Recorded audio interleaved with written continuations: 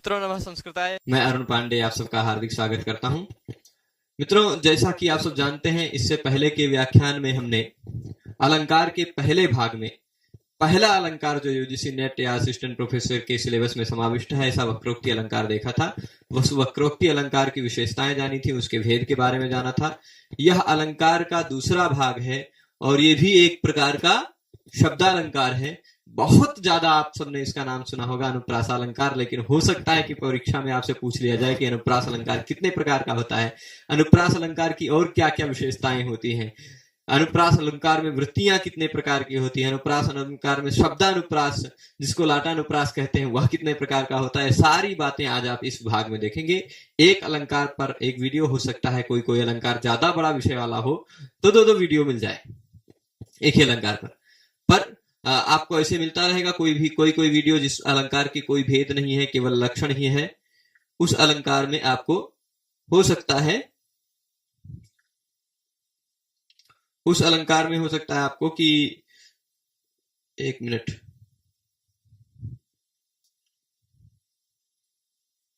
यहां पर कुछ अलग ही आ गया है। जहां पर किसी किसी अलंकार में आपको दो वीडियो प्राप्त हो सकते हैं और किसी किसी अलंकार का जो हो सकता है कि कुछ एक भी प्रकारांतर ना हो, मतलब एक से ज्यादा प्रकार ना हो। कोई कोई अलंकार है कि जिसके प्रकार ही नहीं होते, खाली एक ही उदाहरण दे देंगे तो उस अलंकार का एक ही वीडियो, छोटा सा भी वीडियो मिल सकता है आपको। तो अब आ जाइए अनुप्रास पर आ जाते हैं। अनुप्रास अलंकार ये आपको दिख रहा होगा, इसका लक्षण सबसे महत्वपूर्ण होता है किसी भी अलंकार में, उसका लक्षण, उसके प्रकार तथा प्रकारों के अनुसार उसके उदाहरण, यही महत्वपूर्ण होता है। तो सबसे पहले अनुप्रास का लक्षण आप देखेंगे, काव्य प्रकाशकार की यही विशेषता है कि साहित्य दर्पण में जो चीजें 4-5 लाइन में कही गई हैं वो यहाँ 1-2 लाइन में कह दी जाती है। वहां कहेंगे अनुप्रासः शब्द साम्यं वैषम्ये स्वरस्य यत्, ये इतना जो कहा है उतना इन्होंने खाली जो पूरी लाइन में उन्होंने कहा है उन्होंने केवल एक पाद में कह दिया। क्या कह दिया? एक पाद में वर्ण साम्यम अनुप्रासः। ये भी टच इसका काम नहीं कर रहा है, ठीक है। वर्ण साम्यम अनुप्रास, वर्ण साम्यम, वर्णों की समानता अनुप्रास है। क्या है? वर्णों की समानता, यानी एक ही वर्ण हो या अनेक वर्ण हो, उसको भी तो वर्ण ही कहा जाएगा। एक वर्ण हो या अनेक वर्ण हो, उनकी समानता हो जाए। समानता हो जाए मतलब वही एक के वर्ण या अनेक वर्ण बार बार आए, वही वर्ण फिर से सुनाई पड़े, वह अनुप्रास अलंकार कहा जाता है। तो अनुप्रास अलंकार की क्या विशेषता है आप ये जानेंगे। अनुप्रास अलंकार की विशेषता क्या है? वर्ण साम्यम अनुप्रास। वर्ण साम्यम का तात्पर्य क्या होता है? वर्णों की समानता। वर्णों की समानता हो सकता है एक ही वर्ण की समानता हो सकता है अनेक वर्ण की समानता। अब भाई एक ही वर्ण की अगर समानता होगी तो एक ही वर्ण 2 बार आएगा तो उतना ज्यादा अच्छा नहीं लगेगा, अनेक वर्ण 2 बार आएंगे तो ज्यादा अच्छा लगेगा, है ना। और एक ही वर्ण अनेक बार आएगा तो ज्यादा अच्छा लगेगा। हो सकता है एक ही वर्ण की आवृत्ति हो तो अनेक बार होनी चाहिए, एक ही वर्ण की यदि आवृत्ति हो तो अनेक बार होनी चाहिए, और अगर अनेक वर्ण की आवृत्ति हो तो एक भी बार होगी तो भी चल जाएगा, तो भी अनुप्रास होगा, ठीक है।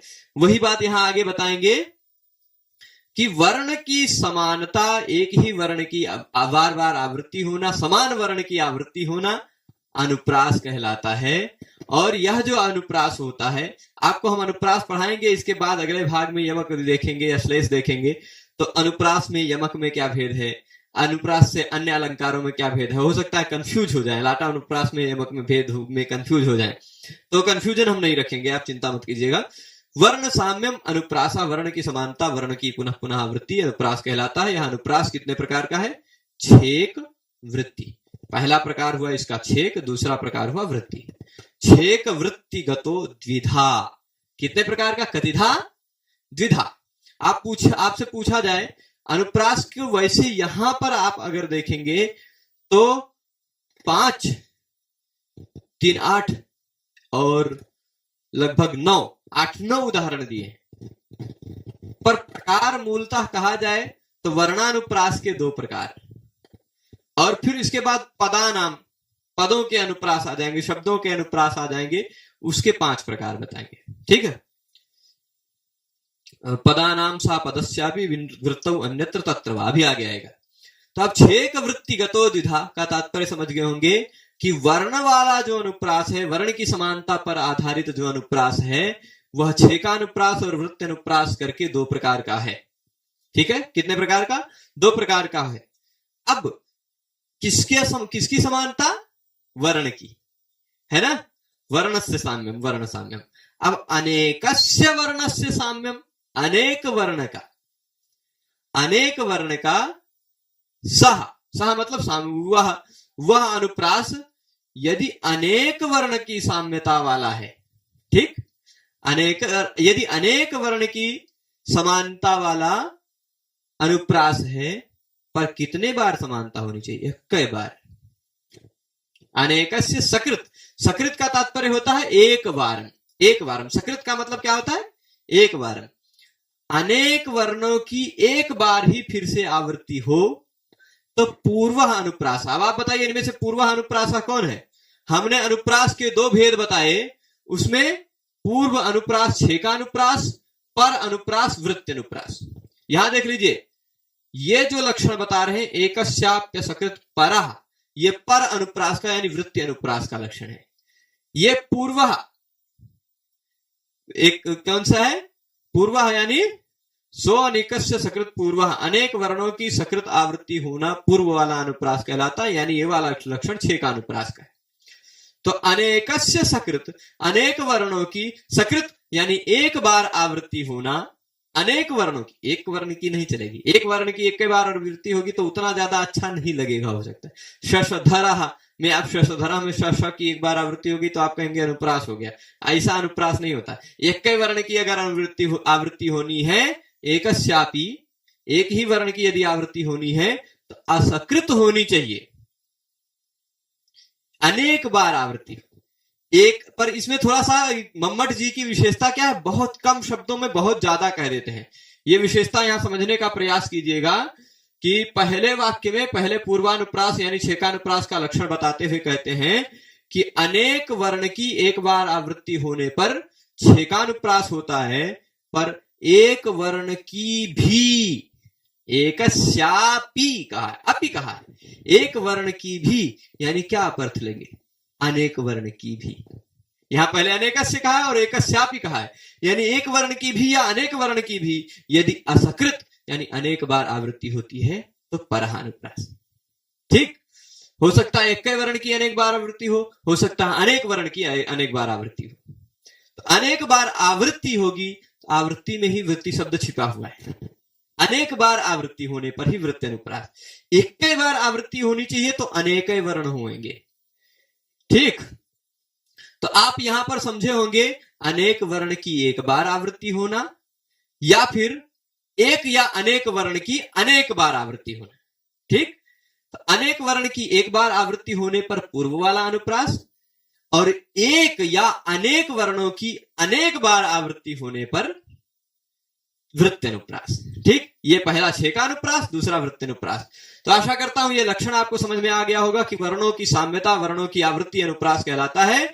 वह छेक प्रकार से और वृत्ति प्रकार से 2 प्रकार का होता है। छेक का लक्षण पहले वाक्य में बताया, सोने का सकृत पूर्व, अनेक वर्णों की एक बार आवृत्ति होना, पूर्व अनुप्रास यानी छेकानुप्रास है।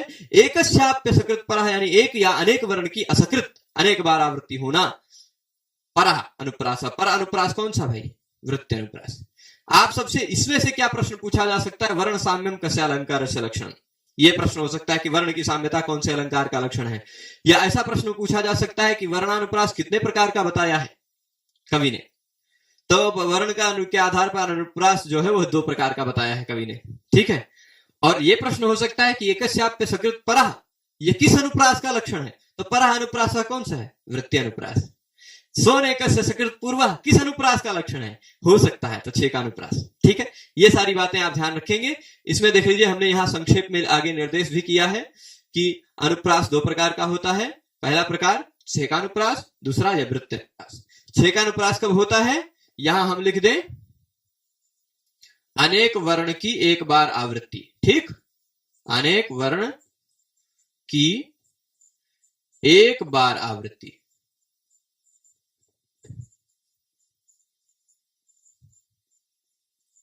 चलेगा। दूसरा क्या है, एक या अनेक, एक या अनेक वर्णों की अनेक बार आवृत्ति।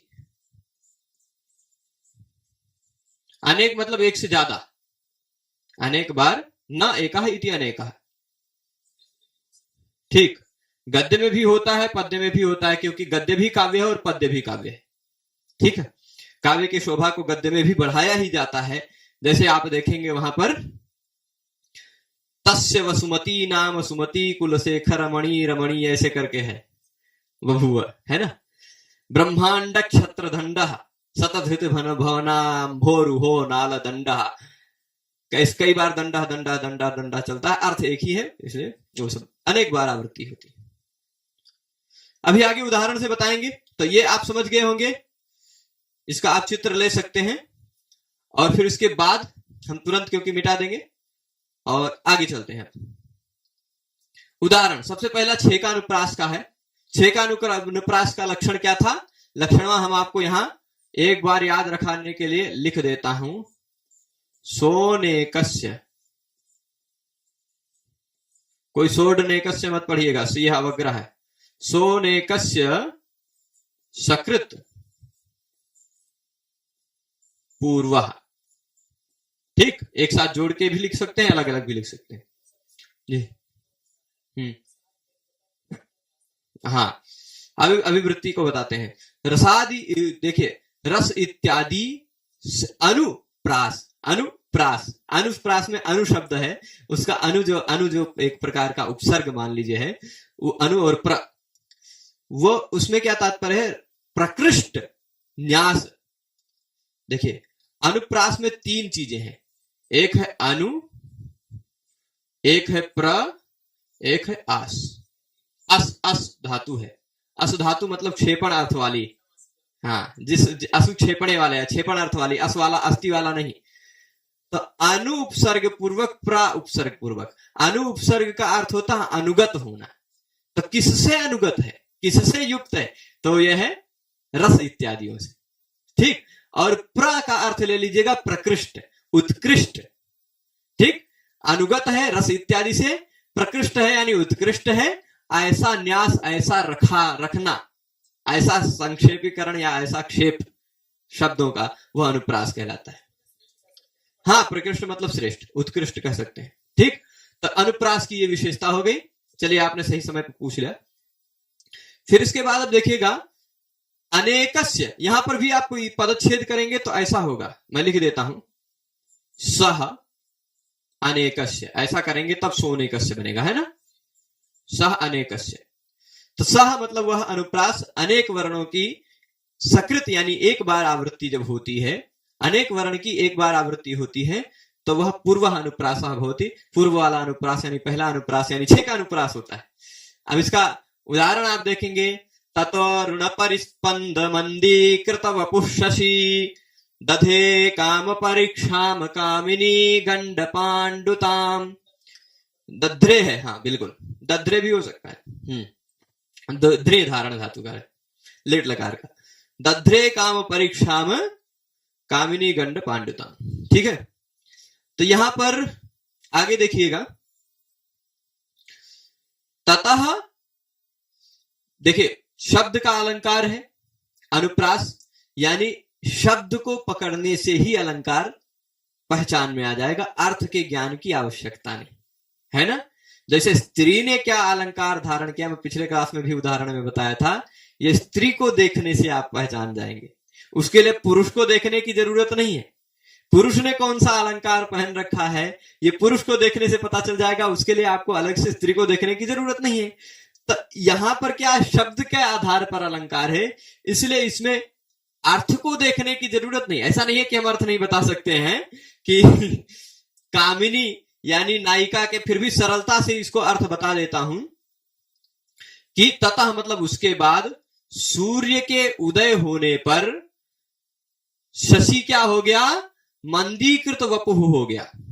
सूर्य के परिस्पंद से यानी सूर्य के उदय होने पर, अरुण के उदय होने पर, हम अरुण नहीं है, कोई दूसरा अरुण है, सूर्य जो रोज उदित होते हैं, तथा अरुण परिस्पंद, अरुण के परिस्पंद होने पर शशि जो थे वो शशि, शशः अस्य अस्ति इति शशि, तो शश जो खरगोश का कहा जाता है कि उसके ऊपर खरगोश का चिन्ह बना हुआ है चंद्र के ऊपर, इसीलिए उसको शशि कहा जाता है। ठीक, शश चिन्ह है उसके ऊपर। इसलिए जब अरुण का परिस्पंद हुआ तो शशि कैसा हो गया? मंदीकृत वपुः हो गया। उसका वपुः, उसका शरीर मंद पड़ जाता है। रात में जो चमक होती है सूर्य के उदय के बाद, वो चमक थोड़े ना रहेगा। तो क्या हुआ? जब चांद बेचारा मंद पड़ गया तो शर्माने लगा, है ना। तो जैसे काम के परिक्षाम, काम की पूर्ति होने के बाद, कामनाएं हैं या शरीरगत जो काम हो उस काम की पूर्ति होने के बाद कामिनियां जो होती हैं उनके गाल पांडु वर्ण के हो जाते हैं। तो कामिनियों के गालों की समान पांडु वर्ण की पीतिमा को धारण कर लिया चांद ने। यह तात्पर्य है, शब्द का अर्थ हुआ शब्द साहब। पर इसमें आपको अनुप्रास अलंकार पकड़ने के लिए कहीं भी, छह का अनुप्रास पकड़ने के लिए कहीं भी अर्थ की अपेक्षा नहीं थी, क्योंकि छह का अनुप्रास क्या कहता है? वर्ण की समानता होनी चाहिए, अनेक वर्णों की एक बार आवृत्ति होनी चाहिए। ठीक, आप यहां देख लीजिए, न द, दो वर्ण है ना, ततो ऋण परिस्पंद मंदीकृत वपुः, एक के बार आवृत्ति हुई है। ये जो वर्ण है इसकी एक ही बार आवृत्ति हुई है और दोबारा कहीं न दो नहीं दिखाई पड़ रहा। तो कितने वर्णों की आवृत्ति है? एक की कि अनेक की? अनेक वर्ण की आवृत्ति है। एक ना हो यानी अनेक है, तो अनेक वर्ण की आवृत्ति हुई है। पर कितने बार हुई है? सकृत, एक कई बार हुई है। तो अनेकस्य सकृत, अनेक वर्ण की एक बार आवृत्ति होना ही छह का अनुप्रास। आप ऐसा मत कहिएगा दो बार आवृत्ति हुई, नहीं, एक बार तो कहा ही गया है, आवृत्ति दूसर की बार, खाली एक कई बार हुई। ठीक है, तो एक ही बार आवृत्ति हुई है, इसलिए यहां पर छह का अनुप्रास है। इसी तरह दूसरी लाइन में भी ये देख लीजिए, दो वर्ण हण और ड, हण और ड, उसके बाद उ भी है, पर वर्ण की समानता देखनी है हमें। वैसे स्वर की विषमता भी हो तो भी चलती है। इसको और स्पष्ट साहित्य दर्पणकार ने किया है, अनुप्रास शब्द साम्यम वैषम्येपि स्वरस्य, स्वर की वैषम्यता पर भी होता है। ठीक है, जैसे यहां न द के बाद अ है, यहां न द के बाद ई है, स्वर से हमें मतलब नहीं है, स्वर से मतलब नहीं, अन्य किसी भी वर्ण की, हाँ, स्वर वैसादृश्य, हाँ, इन्होंने भी वृत्ति में लिखा है, स्वर वैसादृश्येपि वर्ण साम्यम अनुप्रास है। तो क्या होता है, स्वर भले ही अलग अलग रहे पर व्यंजन जो है वो समान। ठीक है, अब स्वर कहां, अ अ अ अ कितनी बार आवृत्त करेंगे आप, बोले कहां आएगा? संधि करना पड़ जाएगा बार बार आपको। तो इसलिए स्वर की विशेषता नहीं देखनी, व्यंजन वर्ण की ही ज्यादातर समानता आती है, तो वो स्पष्ट दिखाई पड़ती है। स्वरों में बार बार आती है तो उसकी संधि होकर परिवर्तन हो जाया करता है, इसलिए, है ना। अब ऐसा मत कहिएगा कि कनक में क के बाद भी अ है, न के बाद भी अ है, क के बाद भी अ है, तो अ की समानता इसलिए अनुप्रास होगा, ऐसा नहीं। व्यंजन की सदृशता होती है तो उतना रस इत्यादि से अनुगत होकर थोड़ा सा अच्छा न्यास, अच्छा शब्द की सुंदरता दिखाई पड़ती है, आभूषण होना चाहिए ना शब्द का। तो अण ड और ण द कितने वर्ण है? एक है कि अनेक है? अनेक मतलब एक ना होना, अनेक मतलब बहुत सारा, ऐसा मत ले लीजिएगा। एक जो एक नहीं है वो भी अनेक है, डेढ़ है वो अनेक है, दो है वो भी अनेक है, क्योंकि एक नहीं है।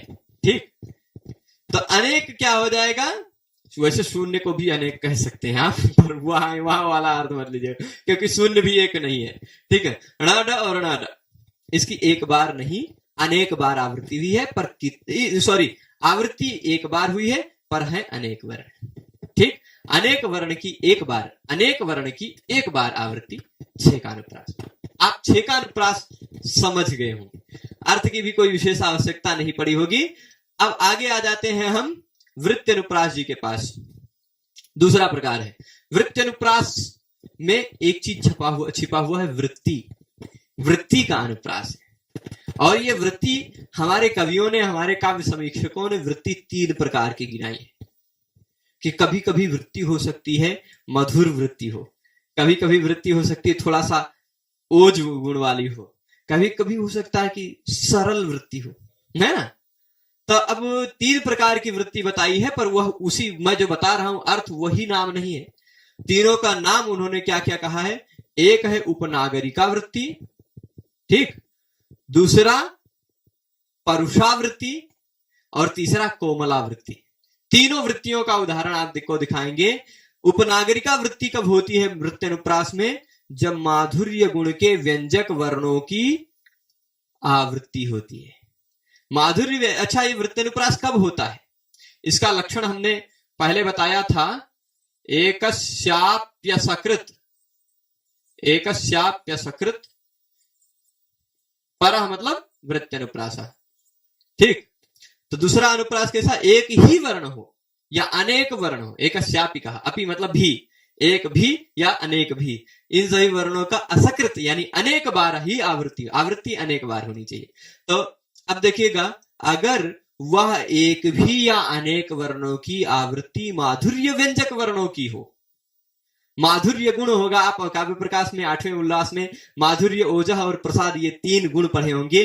उन 3 गुणों का वहां पर 8वें उल्लास में जो उदाहरण दिया, वही 3 उदाहरण यहां भी, तीनों वृत्त्यनुप्रास के 3 प्रकार की जो वृत्त्यनुप्रास बताए, वही तीनों उदाहरण, वही 3 यहां पे हैं। तो माधुर्य व्यंजक वर्ण आपको सुनने में ही मधुर लगेगा, सुनने में ही लगेगा क्या माधुर्य व्यंजक कब माधुर्य वर्ण व्यंजक वर्ण कब होते हैं, मूर्धि वर्गांत्यगा स्पर्शा अट वर्गारणो लघु और अवृत्तिर मध्य वृत्तिर्वा माधुर्य घटना तथा, कि बहुत ज्यादा बड़ी बड़ी वृत्ति, बहुत ज्यादा बड़ा बड़ा शब्द ना हो, बहुत ज्यादा बड़ा बड़ा समास ना हो, और फिर उसके बाद वर्ग का प्रयोग ना हो, वर्ग के अंतिम वर्ण के साथ वर्ग के शुरुआती किसी वर्ण का संयोग हो, ऐसा सब कुछ होता है। और रा और ना का प्रयोग हो तो वह ज्यादा दीर्घ का रा और ना का प्रयोग ना हो, ठीक है, शीर्ण विदीर्ण ऐसा सब कुछ प्रयोग ना हो, तो माधुर्य होता है। आप उदाहरण देखेंगे तो उदाहरण में साफ साफ आपको माधुर्य प्रतीत होगा। मैं थोड़ा सा इसको ऊपर ले जाता हूं जिससे आपको और अच्छा साफ साफ दिखे। अनंग रंग प्रतिमं तदंगम भंगीभिरंगी कृतमानतांग्या कुर्वन्ति यूनां सहसा यथैताः स्वान्ता निशांता परचिंतनानि। यहां पे आप देखिए कितना है, कितने वर्ण हुए, एक वर्ण या अनेक वर्ण, कोई भी वर्ण संख्या के महत्व नहीं रखता अनुप्रास में, पर इसकी आवृत्ति कितने बार हुई है, आवृत्ति अभी देखते जाइए। न और ग वर्ण की अनेक वर्ण है, इसकी अनेक बार आवृत्ति है। एको वर्ण हो उसकी भी अनेक बार आवृत्ति हो तो भी होगा, और अनेक वर्ण की अनेक बार आवृत्ति हो, एक वर्ण की अनेक बार या अनेक वर्ण की अनेक बार आवृत्ति। कितनी बार आवृत्ति है, ये पहला बार तो आवृत्ति नहीं कहा जाएगा, 1 2 3 4 5 बार आपको दिखाई पड़ रहा है, ठीक। आगे यहां पर आप देखिएगा, ये तो हुआ इतना पहला, और भी है आगे भी, इतना ही नहीं है। देखिए न और त, न और त, न और त, ठीक। कुर्वन्ति यूनां सहसा यथैताः। और अगर एक वर्ण की लेना है, 2 वर्ण की अनेक बार आवृत्ति हो गई, एक भी वर्ण की आप कह सकते हैं कि ना की कई बार है, न न न न न न न, एक वर्ण की भी कई बार है, अनेक वर्ण की भी कई बार है। तो सब प्रकार पूरा का उदाहरण मिल गया आपको ना। कहां कहां पे आ जाएगा, यही बीच में कहीं आ जाएगा, तो ऊपर और गा कोई आवृत्ति है, हाँ बिल्कुल है ना। तो आवृत्ति कई किसी तरह की भी हो, अस्ति समस्त मुनि मनुज वृंद वृंदारक वंदनीय पादार विंद युगलस्य, है ना ऐसे। तो ये सब ऐसी बहुत सारे हमारे कवि लोग ज्यादातर अनुप्रास प्रयोग करने में मजा आता है उनको, है ना। अनुप्रास इत्यादि प्रयोग करने में बहुत मजा आता है, जैसे क्योंकि साफ साफ शब्दवा दिखाई पड़ता है। ये सारे अलंकार क्या है, अर्थ सापेक्ष नहीं है, शब्द सापेक्ष है। हम भी कुछ अच्छी अच्छी कविताएं रचना करते हैं, परंतु एक बार जब अखिल भारतीय प्रतियोगिता में हमने इतने अच्छे अर्थ वाली कविता लिखी कि सच में हमने उस कविता में पानी से आग लगा दिया, वह निर्विवृद्धो जल ही पे। पर हमारी उस शब्दावली का अर्थ नहीं समझ पाए और हमें उस प्रतियोगिता में कोई अंक नहीं मिला, प्रथम द्वितीय तृतीय कोई नहीं मिला। जिसको प्रथम मिला उसके काव्य की कोटि मुझसे भावार्थ की दृष्टि से, अर्थ की दृष्टि से ज्यादा अच्छा नहीं था, पर मैंने देखा तो उसने शब्दावली अच्छी प्रयोग की थी, शब्द की सुंदरता प्रयोग की थी। तो फिर जब हम प्रयोग फिर बाद में करना शुरू किए तो हम भी शब्दों की खूब सुंदरता को देखने लगे। एक समस्या दी गई थी, मोदी मोदी मुदित सचिवान मोदयन मोदते सो, तो उसको भी हमने वैसे ही अनुप्रास में ही खूब प्रयोग किया। लोकान नूनम सुकृत कृति भीर हर्षितान कारयष्णु कारम कारम सुदिव सदिवम भारतम भारतम च, है ना। और फिर उसके बाद ऐसा है, देशम देशम, इसमें द और शाक वर्ण को देखिएगा, देशम देशम त्रिदश गुणता मेति देशे द्वितीय। अब उसके बाद अग्रिम पंक्ति हम पहले ही बता ही दिए थे, ठीक। तो ये अब जब शब्दों का प्रयोग, हमने शब्दों का जाल, क्योंकि शाब्दिक है, शब्द तो बना ही सकते हैं, शब्दों का जाल प्रयोग किया तो हमें भी पूरे भारत में द्वितीय स्थान मिला, अखिल भारतीय में। ऐसा होता है कभी कभी, यानी शब्द की सुंदरता लोगों को ज्यादा दिखाई पड़ती है, उसमें ज्यादा मजा आता है, अर्थ में जाना नहीं चाहते। चलिए अब दूसरी प्रकार की वृत्ति हम बताते हैं। ये अनुप्रास के अलग अलग प्रकार नहीं है, ये अनुप्रास का दूसरा प्रकार जो वृत्ति अनुप्रास है उसी के अवान्तर उदाहरण है। ऐसा मत कहिएगा कि ये अनुप्रास का तीसरा उदाहरण दे रहे हैं यानी तीसरा प्रकार हो गया। वृत्ति अनुप्रास ही है। वृत्ति अनुप्रास में वृत्तियां तीन प्रकार की होती हैं, इसलिए ये तीनों वृत्ति के प्रकार हैं। माधुर्य व्यंजक वर्णों की अलग वृत्ति, ओजः प्रकाशक वर्णों की अलग वृत्ति, और परुष मतलब प्रसाद गुण प्रकाशक वर्णों की अलग वृत्ति। तो तीन प्रकार की वृत्तियां हैं अलग, इस कारण से तीन प्रकार के वृत्ति अनुप्रास के उदाहरण भी देने पड़े हैं, पर यह एक ही अनुप्रास है, ऐसा समझिएगा, ठीक। यहां पर उदाहरण देखिएगा, ओजः प्रकाशकैस्तैस्तु परुषा, ठीक।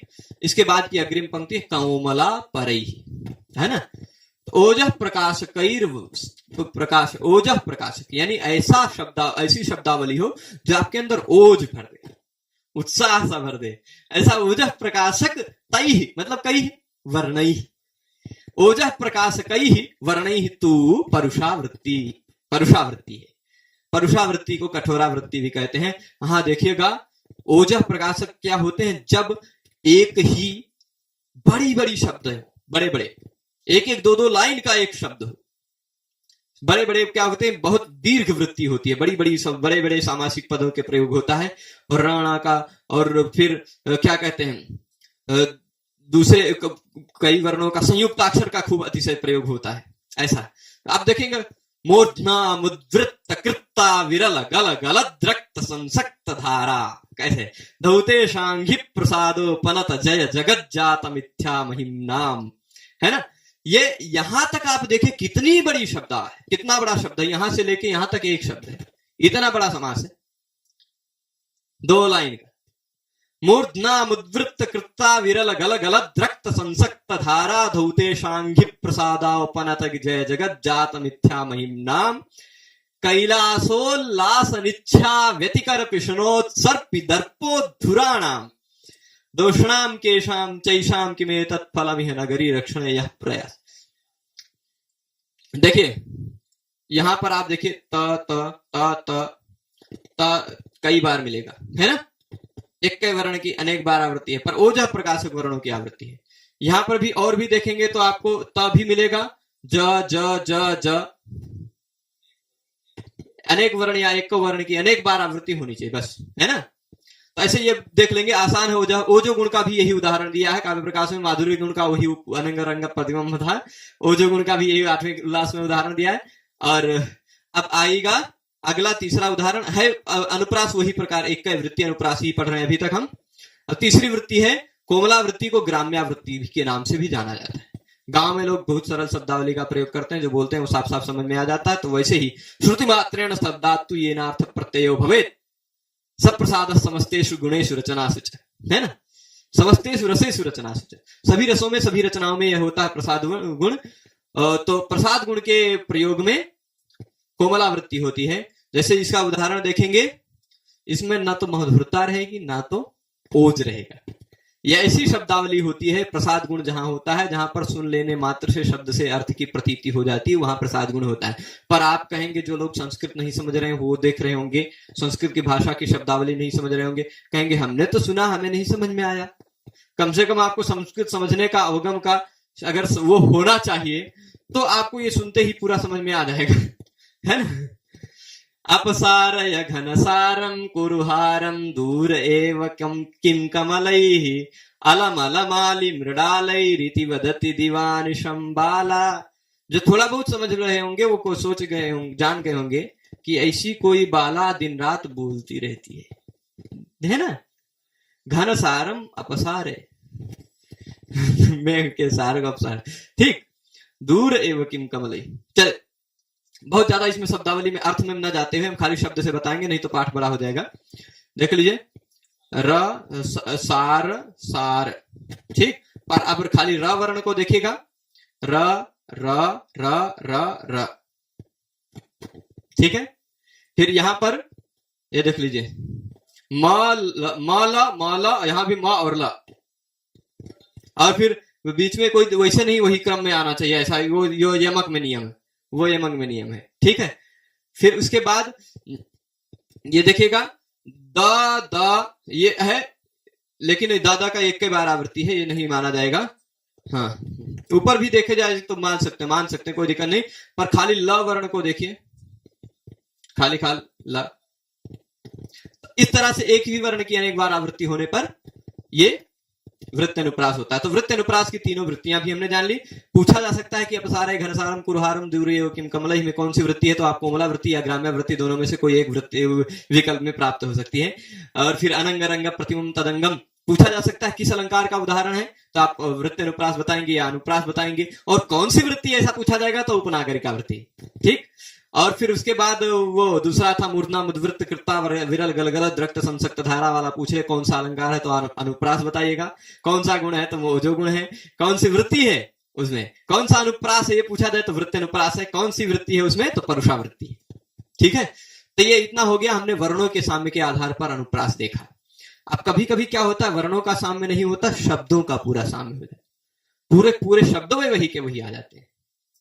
अब जैसे आप कहेंगे कनक कनक ते सौगुनी, वहां कनक कनक है, पर वहां पूरे पूरे शब्द समान आ तो गए हैं, पर क्या है कि दोनों शब्दों का अलग अर्थ है। यमक में और लाटानुप्रास में यही भेद है कि जो दो शब्द आवृत्त होंगे उन दोनों का अलग अलग अर्थ होगा तो यमक, और जो दो शब्द आवृत्त हुए हैं उन दोनों शब्दों का एक ही अर्थ है, एक ही अर्थ है, केवल तात्पर्य मात्र में थोड़ा सा भेद प्रतीत होगा, तात्पर्य में थोड़ा सा भेद प्रतीत होगा, पर शब्द का अर्थ में कोई, शब्द का जो मुख्यार्थ है, शब्द का जो वाच्यार्थ है, उसमें कोई भेद नहीं होगा, है ना। तो शाब्दस्तु लाटानुप्रास, शब्दों के आधार पर जो अनुप्रास देखा जाता है वह लाटानुप्रास है, ठीक। लाटानुप्रास के कितने प्रकार हैं अभी आगे बताया जाएगा, 5 प्रकार है। लाटानुप्रास के 5 प्रकार है। शब्द वर्णानुप्रास जो है, वर्णानुप्रास के 2 प्रकार, उसमें भी वृत्ति के 3 प्रकार, है ना। और लाटानुप्रास जो आएगा, शब्दों के आधार पर जो अनुप्रास आता है वह 5 प्रकार का है। पांचों का उदाहरण देंगे, 3 ही उदाहरण है ना, 3 ही उदाहरण में 5 का उदाहरण हो जाएगा, 3 श्लोक में 5 का उदाहरण हो जाएगा, हम 5 घटा देंगे, देख लीजिएगा। तो अब क्या होता है, यह लाटानुप्रास शब्द के आधार पर जो होता है वह हो सकता है कभी कभी अनेक शब्दों का हो। पदानाम सा पदस्यापि, पदानाम सा पदस्यापि वृत्तावन्यत्र तत्र वा, ऐसे करके है पद्य, है ना। तो पदानाम मतलब शब्दों का वह लाटानुप्रास हो सकता है। एक पदानाम मतलब एक पद का नहीं, अनेक पदों का। जैसे अब आप देख लीजिए, यहां भी यस्य, यहां भी यस्य, यहां भी सविधे, यहां भी सविधे, यहां भी दयिता, यहां भी दयिता, यहां दहदहनस्तु निदितिस्तस्य, दवदहनस्तु निदितिस्तस्य। कई शब्दों की आवृत्ति है ना। और जो अर्थ यस्य का यहां है वही अर्थ यस्य का यहां भी है। अगर अर्थ अलग होता तो यमक हो जाता। जो सविधे का अर्थ यहां है वो सविधे का अर्थ यहां भी है। यहां भी जो दयिता का अर्थ वही दयिता का अर्थ यहां भी है। दवदहनस्तु निदितिस्तस्य का जो अर्थ यहां है वही अर्थ यहां भी है ना।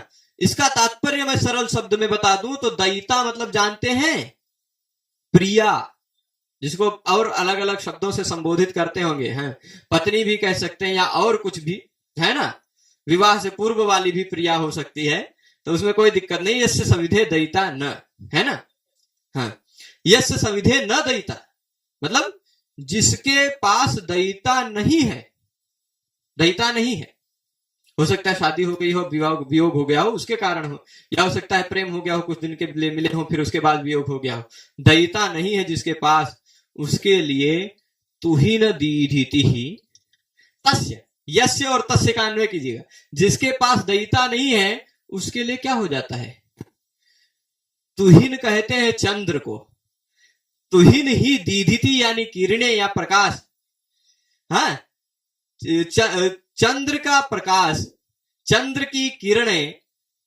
उसके लिए दव दहन है, दावानल के समान है। ठीक, क्या तात्पर्य हुआ, जिसके पास दयिता नहीं है, चंद्र की किरणें उसके लिए दावानल है, जंगल की आग के समान उष्ण है ना, और जिसके पास दयिता है, यस्य च सविधे, जिसके पास है उसके लिए भी तुहिन दीधिति कौनो अलग नहीं है। उसके लिए हो सकता है कि दोनों लोगों में झगड़ा हो गया हो, संभव है, संभव हो एक ही बिस्तर पे हो, दोनों लोगों में झगड़ा हो गया हो, तो भी भाई तुहिन दीधिति चांद की चांदनी उसके लिए दावानल के समान है।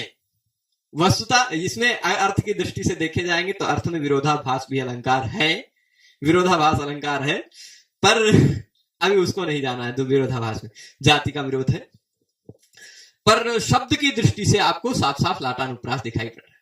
नहीं तो आप सोचेंगे चांद की किरणों में दावानल की समान कैसे आ गया है, विरोध का आभास, विरोधाभासक, पर उसके प्रेम के महत्व से, विरह के शक्ति से आप उस विरोध को निवारित कर सकते हैं। विरोधाभास मात्र है, विरोध नहीं, विरोध का आभास।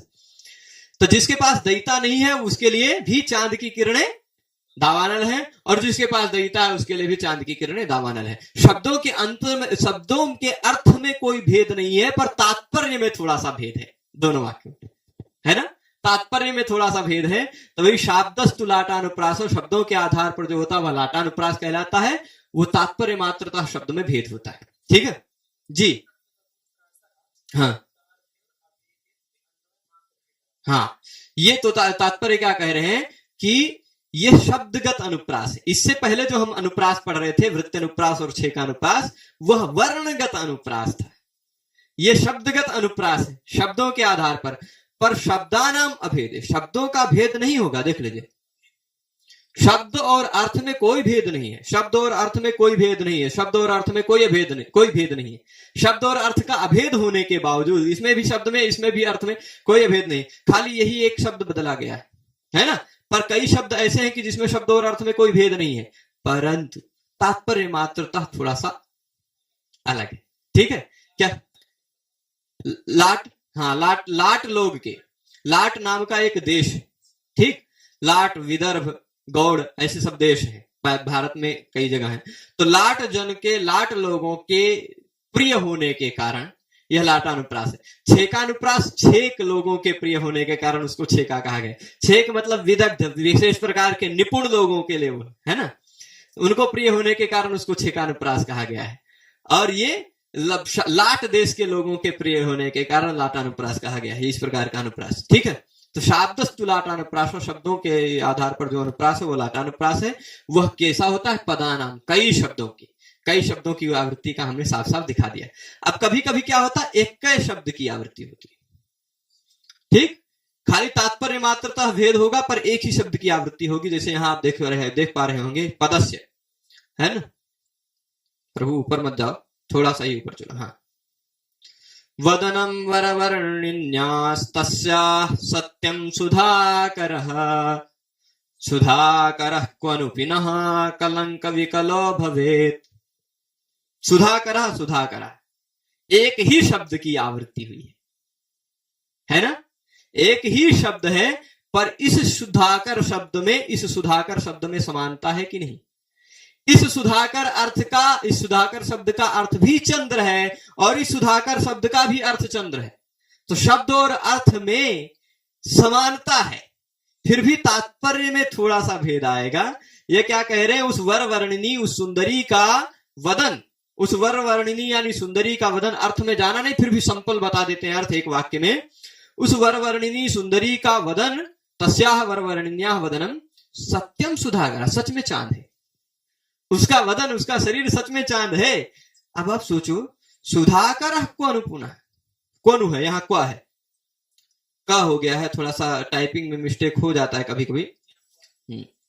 सुधाकर क्वनु पुनः कलंक विकलो भवे, तो सुधाकर भला कहां कलंक विकल हो सकता है, वो तो कलंक विकल है, ये तो कलंक विकल होना ही खाली है कहने का तात्पर्य है। ठीक, तो चांद, यहां भी चांद अर्थ है, यहां भी चांद अर्थ है। हाँ, वस्तुतः चंद्रमुखी उपमा मत दीजिएगा। आजकल के विज्ञान के युग में तो चांद देखेंगे, जब आप चंद्रयान भेजा गया तो दिखाई पड़ा चंद्र कितना काला है, पास में से जाके देखेंगे ना तो पता चलेगा कितना काला है। वैसे अब चंद्रमुखी किसी का कहेंगे उस तरह से तो उसका सम्मान नहीं अपमान होगा, पर पहले के समय में हमारे कवि लोग खूब सम्मान में बोलते थे चंद्रमुखी, है ना। उनका अब कह दीजिए किसी को तुम्हारा मुख तो चांद की तरह, तो यहां से दिखने वाले चांद की तरह ऐसा आपको उपलक्षण मानना पड़ेगा। समीप में जैसा चांद है, उबड़ खाबड़ है ना, उच्चावच काला पूर्णतः, वो नहीं लेना है। ठीक है, चलिए आगे। तो ये दो अनेक शब्दों की और एक शब्द की, दो प्रकार का लाटानुप्रास हुआ ना, दो प्रकार का लाटानुप्रास हो गया। अब तीन बचा, तीनों का 21 श्लोक में उदाहरण है। तीनों के उदाहरण के लिए एक ही श्लोक पढ़ना पड़ेगा आपको। ये अब देखिए, तीनों प्रकार भी हमने पहले ये लिख दिया कि समास में, ठीक, वृत्तौ, अन्यत्र और तत्रवा, मतलब वृत्ति और अवृत्ति। क्या होता है कि तीन प्रकार का ये लाटानुप्रास, तीसरा चौथा पांचवा, एक ही समास में शब्द की आवृत्ति हो जाए, एक ही समास में शब्द दो दो बार आ जाए, ठीक, अथवा अन्यत्र दो अलग अलग समासों में शब्द आ जाए, दो अलग अलग समासों में वही शब्द आवृत्त हो जाए, या फिर ऐसा हो जाए कि एक समास में हो एक समास में ना हो। तो ऐसा हो सकता है शब्द की आवृत्ति में दो अलग शब्द की। इससे पहले हमने जो दो प्रकार देखे थे अनुप्रास के, लाटानुप्रास के, उसमें आप देख रहे होंगे कि अनेक शब्द हैं आवृत्ति हो रही है, एक शब्द है आवृत्ति हो रही है, ठीक। पर अब समास में आ रहा है, अब कहां आ रहा है, अब समास में आ रहा है। वो कैसा है कि एक ही समास में उस शब्द की आवृत्ति हो जाए, या फिर क्या कह रहेंगे कि दोनों अलग अलग समासों में शब्द की आवृत्ति हो जाए, या एक समास में रहे एक बिना समास के रहे, ठीक है। ये तीन प्रकार का हो सकता है। आप इस उदाहरण को देखेंगे, शीत कर कर रुचिर विभा विभा कराकार धरिण घर कीर्ति पौरुष कमला कमला सापि तवई वास्ति नान्यस्य। मैं जहां जहां है वहां वहां टिक करके दे देता हूं, देख लीजिए। इस उदाहरण में यहां पर आप नीचे चले जाइए प्रभु, ये देख रहे होंगे आप, कर कर, ये किस शब्द में है, एक शब्द में है ना, सित कर कर, एक शब्द यहां तक लेके यहां तक एक ही शब्द है, एक ही समास है, एक ही समास में कर कर दोबारा है ना, सित कर कर। सित कर मतलब जिसकी सफेद किरणें, है ना, सफेद किरणें है, ऐसा सित कर का तात्पर्य हो गया चंद्र, उनके कर उनकी किरणों। यहां भी कर का तात्पर्य किरण, यहां भी तत्कर का तात्पर्य किरण, ठीक। पर एक ही समास में वो दोनों शब्द आ गए, एक ही समास में। तो ये तीसरे नंबर का समास वृत्ति का, ठीक, एक ही समास में दो शब्द की आवृत्ति होना। अब फिर ये हो गया ना, ये वाला तीसरा अनुप्रास हो गया। इसके बाद अब देख लीजिए चौथा है विभा और विभा। ये एक समास हुआ, ये दूसरा समास हुआ, विभाकराकार, ये दूसरा, विभाकरस्य इव आकारः यस्य सः विभाकराकारः, है ना। तो यहां भी विभा का तात्पर्य होता है प्रभा, है ना, विभा एक विशिष्ट भा, विशिष्ट कांति। यहां भी विभा वही है, विशिष्ट भा, विभा कांति। पर ये दोनों विभा शब्द अलग अलग समासों में प्रयुक्त हुए। ये एक समास में दोनों शब्द हैं, ये अनेक समास में शब्द है, वर्ण नहीं है, शब्द है ना। शब्द के आधार पर अनुप्रास है, पर शब्द के अर्थ में कोई तात्पर्य में भेद नहीं, शब्द के अर्थ में कोई भेद नहीं, ठीक है। तब विभा कराकार धरणीधर कीर्ति, या भी ऐसा कह सकते हैं यहां पर एक कर है, यहां पर भी एक कर है, ऐसा भी कह सकते हैं, है शब्द का, पर विभा कर चलेगा, परंतु हाँ चलेगा, कर का वही अर्थ लेना पड़ेगा, किरण अर्थ लेना पड़ेगा, हाँ तो विभाम करोति विभा कर नहीं, विग्रह लेना पड़ेगा तब। अब आगे देख लीजिए, एक पांचवा प्रकार अंतिम प्रकार का, जिसमें एक शब्द समास में है, एक बिना समास के। पौरुष कमला, यहां पर आपको जो कमला पहली वाली कमला दिखाई पड़ रही है, कमला नेहरू वाला मत लीजिएगा, जवाहरलाल जी की पत्नी, पौरुष कमला, कमला, कमला शब्द का कमल वही तात्पर्य, कमल वाली है ना, सापी तवई वास्ती में से, ठीक। तो यहां एक समास में, एक बिना समास में। तो इस तरह से हमने अब इस पूरे पाठ का यदि आपको सारांश बता दूं, तो पूरे पाठ का सारांश यही होगा, ये अंतिम पेज है, कि इस पाठ में हमने देखा अनुप्रास का लक्षण, वर्ण साम्यम अनुप्रास छेक व्यक्तिगतो द्विधा, वर्ण का साम्य जो होता है वह अनुप्रास होता है, छेक और वृत्ति के ढंग से दो प्रकार का होता है। छेक वाला अनुप्रास क्या होता है, अनेक शब्द की एक बार आवृत्ति होने पर, उदाहरण उसका हमने बताया था, ततोरुण परिस्पंद मंदीकृत वपुषसी दधे काम परीक्षाम कामिनी गंड पांडुताम, उसमें नादा, नादा की एक बार आवृत्ति थी, नाडा और नाडा की एक बार आवृत्ति थी, ठीक है। गंड पांडुताम, परिस्पंद मंदी, है ना। फिर उसके बाद वृत्ति अनुप्रास देखा, वृत्ति अनुप्रास में वृत्तियां तीन प्रकार की, उपनागरिका, परुषा और कोमला। उपनागरिका वाली वृत्ति अनुप्रास का उदाहरण क्या था, अनंग रंग प्रतिमं तदंगम भंगी भिरंगी कृतमानतांग्याः कुर्वन्ति यूनाम सहसा यथैता स्वांतानि शांता परचिंतनानि, ये था।